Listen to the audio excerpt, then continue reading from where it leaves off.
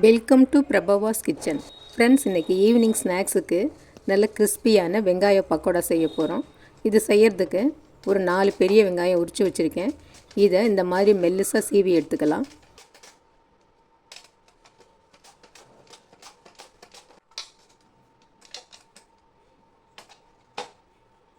இப்போ இதோட ஒரு சின்ன துண்டு இஞ்சி அதையும் சீவிட்டு சேர்த்துக்கலாம்.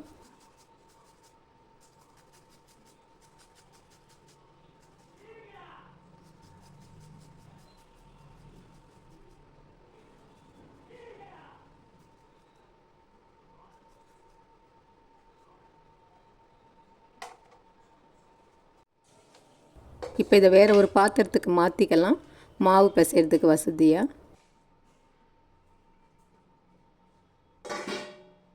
இப்போ 2 பச்சை மிளகாயை பொடியாக கட் பண்ணி சேர்த்துட்டு அதோட கொஞ்சம் கருவேப்பிலையும் கட் பண்ணி சேர்த்துக்கலாம்.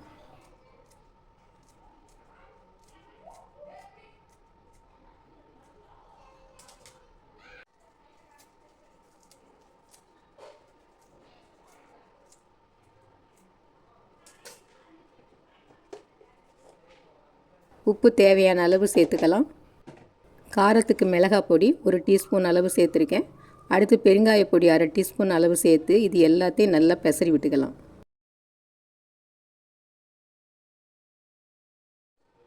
இப்போ வெங்காயத்தை நல்லா பிசைஞ்சு விட்டுக்கலாம்.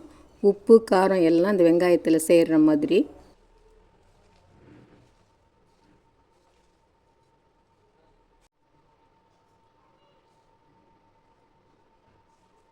இப்போ வெங்காயம் நல்லா பெசரி விட்டாச்சு. அடுத்து பச்சரிசி மாவு ஒரு 1.5 டேபிள் ஸ்பூன் அளவு சேர்த்துட்டு கடலை மாவு 2 டேபிள் ஸ்பூன் அளவு சேர்த்துக்கலாம்.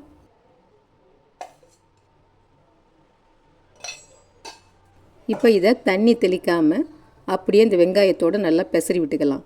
ஏற்கனவே வெங்காயத்தை கசக்கி பெசரி விட்டுருக்கிறதுனால நிறைய ஈரம் விட்டுருக்கோம். அதனால இந்த பச்சரிசி மாவு கடலை மாவை சேர்த்து பெரட்டி விட்டாலே போதும்.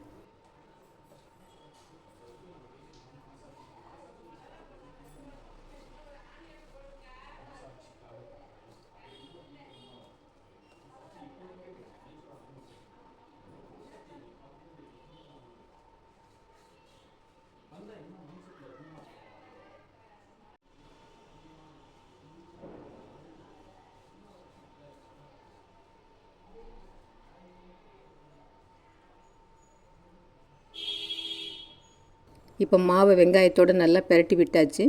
இப்போ இருப்பு சட்டியில் எண்ணெய் காஞ்சிட்ருக்கு. இப்போ இதில் கொஞ்சம் மாவை எடுத்து பக்கோடா நம்ம பரவலாக போட்டுக்கலாம்.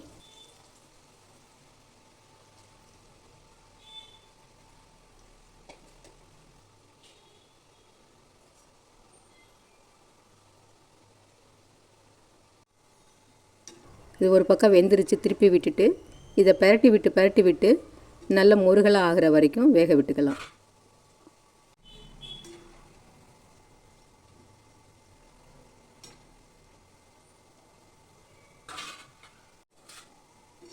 இப்போ வெங்காய பக்கோடா நல்ல முருகலாக ஆயிடுச்சு. இதை எடுத்துடலாம்.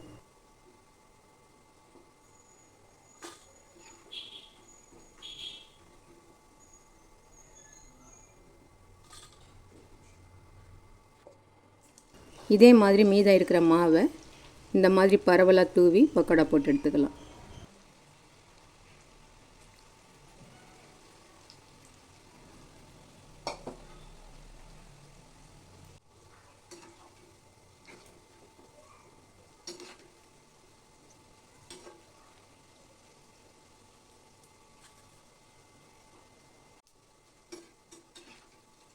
இதுவும் நல்லா வெந்து கரகரப்பாக ஆயிடுச்சு.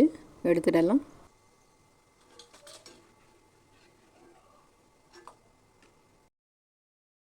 இப்போ பாருங்கள் எவ்வளோ கிறிஸ்பியான வெங்காய பக்கோடா ரெடி ஆகிடுச்சு. ஈவினிங் டீ டைம் ஸ்நாக்ஸுக்கு நம்ம நினச்சதுமே ஒரு 20 நிமிஷத்துக்குள்ளாரே செஞ்சிட முடியும். இந்த டிஷ்ஷு பிடிச்சிருந்ததுன்னா லைக் பண்ணுங்கள், ஷேர் பண்ணுங்கள், மறக்காமல் சப்ஸ்கிரைப் பண்ணுங்கள். நன்றி.